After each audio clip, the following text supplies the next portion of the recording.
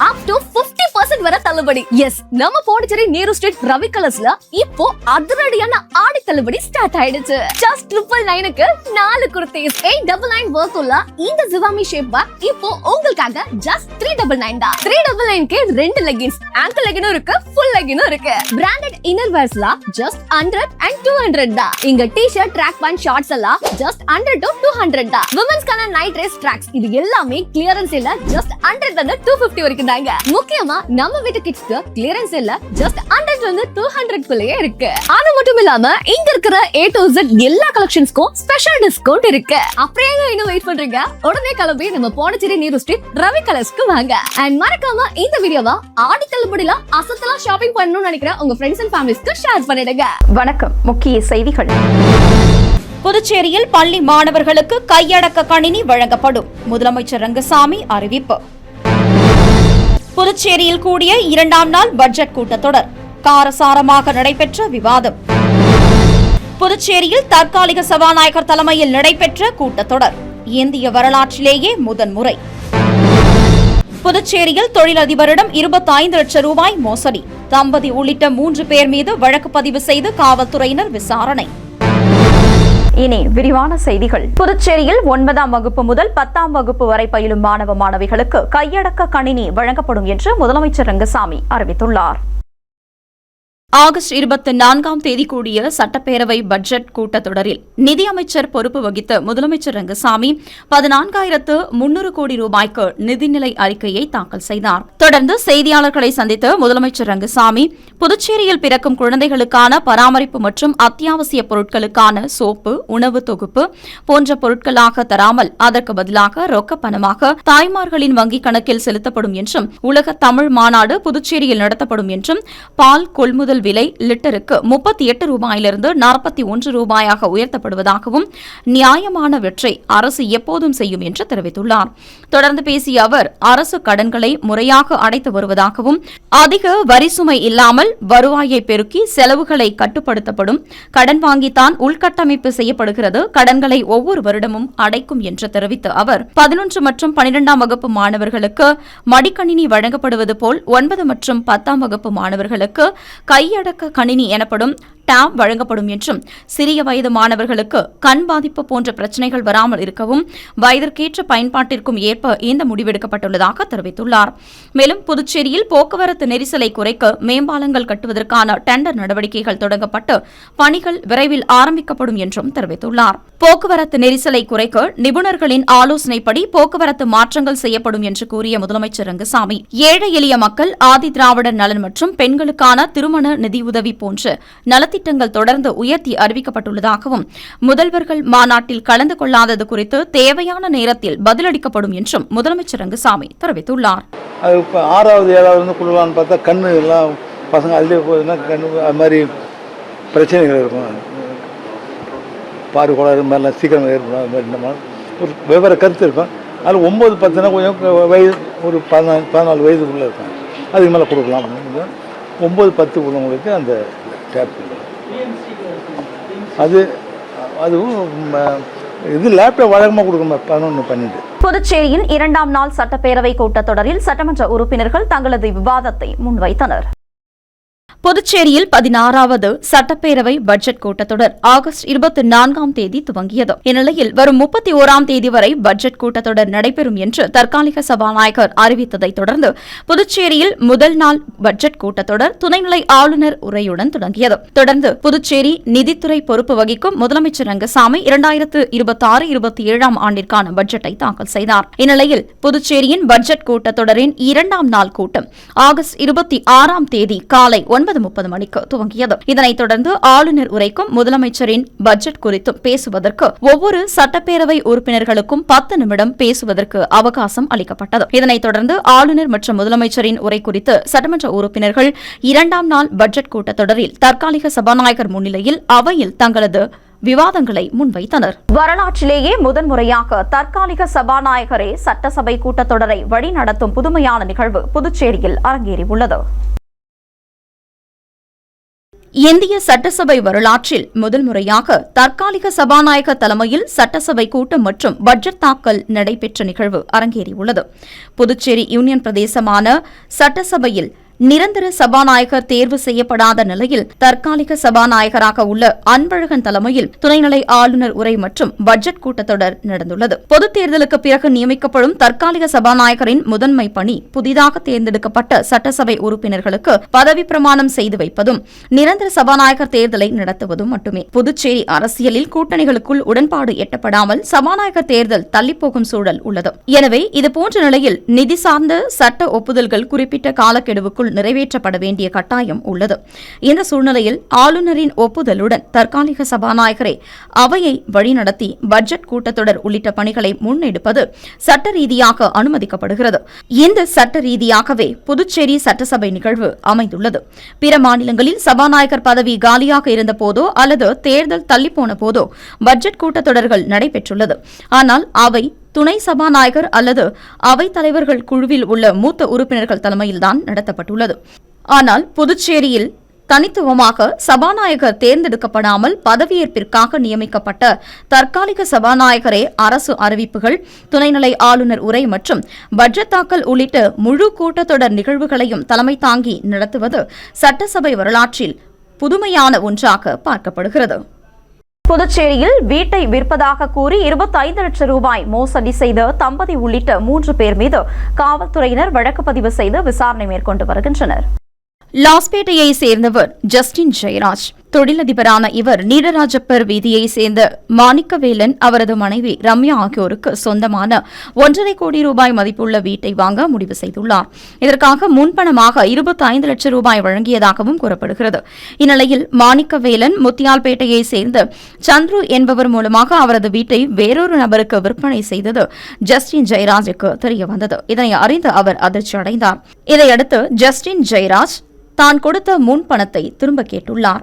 ஆனால் அந்த தம்பதியினர் பணத்தை திருப்பிக் கொடுக்காமல் இழுத்தடித்துள்ளனர். இதுகுறித்து அவர் பெரிய கடை காவல் நிலையத்தில் புகார் அளித்துள்ளார். அதன் அடிப்படையில் காவல்துறையினர் மாணிக்கவேலன், ரம்யா மற்றும் சந்துரு ஆகியோர் மீது மோசடி வழக்கு பதிவு செய்து விசாரணை நடத்தி வருகின்றனர். புதுச்சேரியை சேர்ந்த தம்பதியினர் தொழிலதிபரிடம் 25 லட்சம் ரூபாய் மோசடி செய்துள்ள சம்பவம் பரபரப்பை ஏற்படுத்தியுள்ளது. புதுச்சேரியில் அதிகாலை முதலே மேகமூட்டமான வானிலை காணப்படுவது பொதுமக்களிடையே மகிழ்ச்சியை ஏற்படுத்தியுள்ளது. புதுச்சேரியில் கோடை காலம் முடிவடைந்த நிலையில் வெயிலின் தாக்கம் அதிகரித்தே காணப்பட்டது.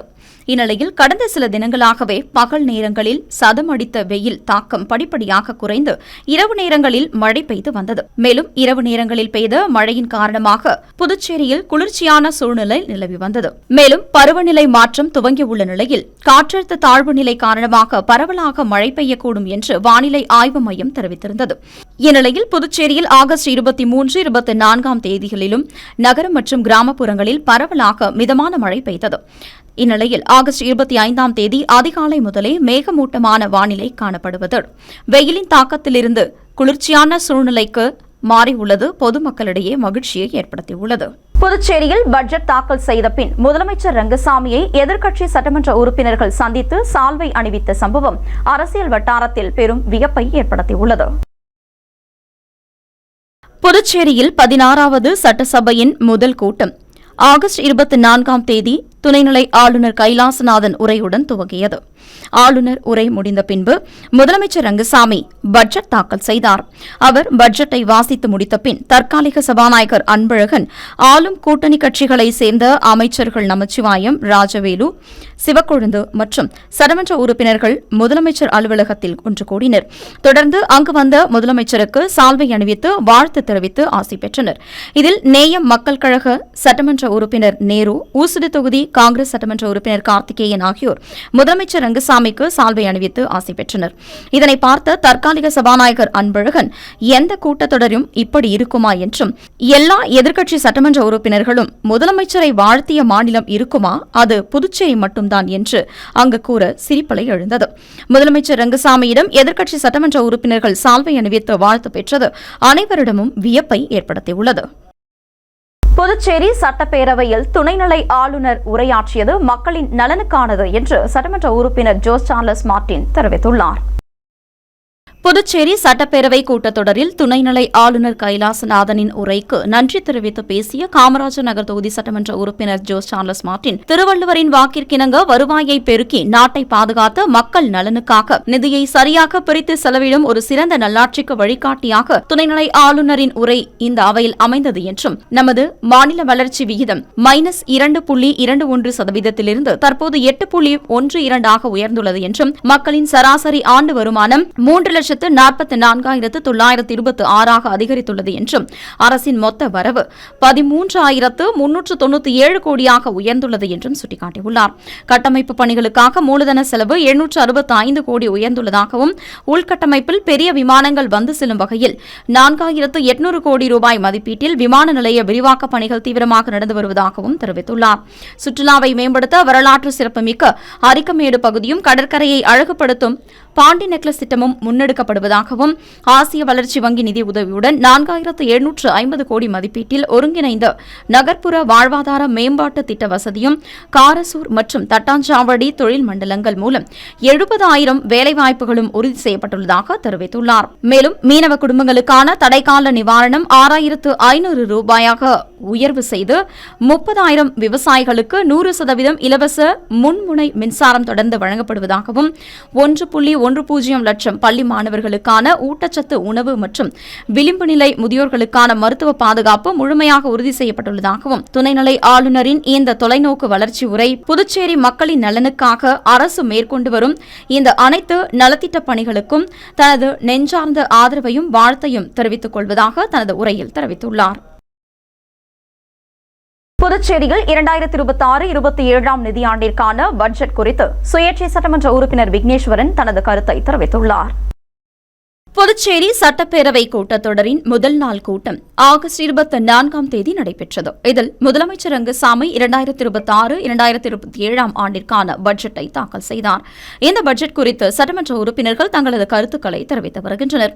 இந்நிலையில் பட்ஜெட் கூட்டத்தொடருக்கு பின்பு செய்தியாளர்களை சந்தித்த நெடுங்காடு தொகுதி சுயேட்சை சட்டமன்ற உறுப்பினர் விக்னேஸ்வரன், முதலமைச்சரின் தாக்கல் செய்துள்ள இந்த நிதியாண்டிற்கான பட்ஜெட் அனைத்து தரப்பு மக்களையும் அனைத்து துறைகளையும் மேம்படுத்துவதாக அமைந்துள்ளது என்றும், மேலும் மிகவும் பின்தங்கிய தொகுதியாக உள்ள நெடுங்காடு தொகுதியை கவனத்திலும் கருத்திலும் கொண்டு பல்வேறு நலத்திட்டங்களை அறிவித்துள்ள முதலமைச்சர் ரங்கசாமிக்கு தனது நன்றியை தெரிவித்துக் கொள்வதாகவும் தெரிவித்துள்ளார். மேலும் நெடுங்காடு தொகுதியில் அதிநவீன வசதிகளோடு பல்வேறு மேம்படுத்தப்படுவதற்கான பல திட்டங்களை அறிவித்துள்ளது மகிழ்ச்சி அளிப்பதாகவும் அவர் தெரிவித்துள்ளார். தொடர்ந்து பேசிய சுயேட்சை சட்டமன்ற உறுப்பினர் விக்னேஸ்வரன், இன்னும் கொஞ்சம் நம்மளுடைய அரசு பொது மருத்துவமனையில இன்னும் கொஞ்சம் ஃபெசிலிட்டிஸை பண்ணணும்னு என்னுடைய வேண்டுகோளா நாங்க இதை எதிர்பார்த்திருந்தோம்.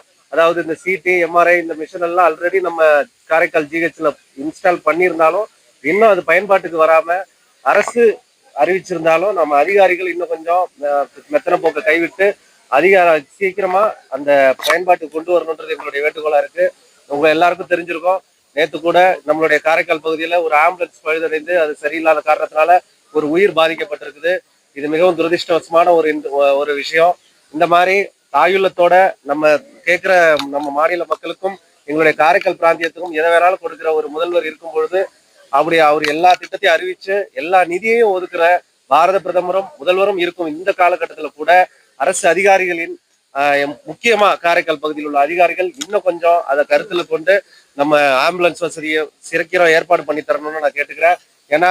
புதுச்சேரியில் முதலமைச்சர் ரங்கசாமி தாக்கல் செய்துள்ள 2026-27 ஆண்டிற்கான பட்ஜெட் வரவேற்கத்தக்கது என்று சட்டமன்ற உறுப்பினர் ஜோஸ் சார்லஸ் மார்டின் தெரிவித்துள்ளார். லட்சிய ஜனநாயக கட்சி தலைவரும் காமராஜர் நகர் தொகுதி சட்டமன்ற உறுப்பினருமான ஜோஸ் சார்லஸ் மார்டின் புதுச்சேரி 2026-27 ஆண்டிற்கான பட்ஜெட்டை கட்சியின் சார்பாக வரவேற்பதாக தெரிவித்துள்ளார். புதுச்சேரியின் நிதித்துறை பொறுப்பு வகிக்கும் முதலமைச்சர் ரங்கசாமி தாக்கல் செய்த 14,300 கோடி ரூபாய் மதிப்பிலான பட்ஜெட்டில் மக்கள் நலன் மற்றும் புதுச்சேரியின் வளர்ச்சியை மையமாக கொண்டு அமைந்ததாக தெரிவித்துள்ளார்.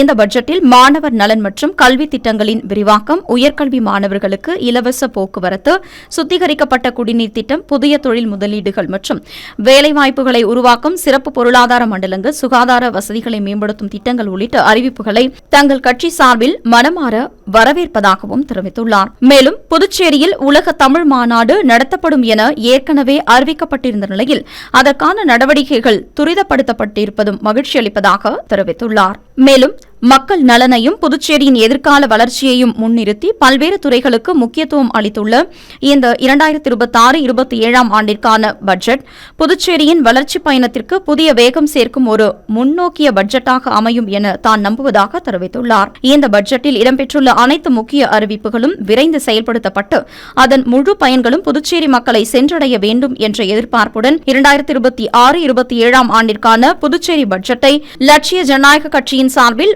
மனமாற வரவேற்பதாகவும் சட்டமன்ற உறுப்பினர் ஜோஸ் சார்லஸ் மார்டின் தெரிவித்துள்ளார். சட்டமன்ற உறுப்பினர் ஜோஸ் சார்லஸ் மார்டினை புதுச்சேரி உள்ளூர் தொலைக்காட்சி உரிமையாளர்கள் மரியாதை நிமித்தமாக சந்தித்து பேசினர். புதுச்சேரி ரெட்டியார்பாளையம் பகுதியில் லட்சிய ஜனநாயக கட்சியின் தலைமை அலுவலகம் அமைந்துள்ளது. இங்கு லட்சிய ஜனநாயக கட்சியின் தலைவரும் காமராஜர் நகர் தொகுதி சட்டமன்ற உறுப்பினருமான ஜோஸ் சார்லஸ் மார்டினை புதுச்சேரி உள்ளூர் தொலைக்காட்சி உரிமையாளர்கள் லட்சிய ஜனநாயக கட்சியின் மாநில செயலாளர் ரவி ராஜாராம் தலைமையில் மரியாதை நிமித்தமாக சந்தித்து பேசினர். இனி வருவது புதுவையில் இன்றைய தங்கம் மற்றும் வெள்ளி விலை நிலவரம். இன்றைய தங்கம் வெள்ளி விலை விவரம். புதுவையில் இன்றைய தங்கம் வெள்ளி விலை விவரம் வழங்குபவர்கள் முத்து கோல்ட் ஹவுஸ், பாண்டிச்சேரி. தங்கம் 1 கிராம் 15,010 ரூபாய். இன்றைய தங்கம் வெள்ளி விலை விவரம். வெள்ளி 10 கிராம் 2,590 ரூபாய். இத்துடன் ஏஎம்என் செய்திகள் நிறைவடைந்தன. வணக்கம். புதுச்சேரி உங்கள் ஏஎம்என் டிவி செய்திகளை யூடியூபில் உடனுக்குடன் காண ஏஎம்என் டிவி பாண்டிச்சேரி சேனலை சப்ஸ்கிரைப் செய்யுங்கள். பெல் பட்டனை மறக்காமல் கிளிக் செய்யுங்கள்.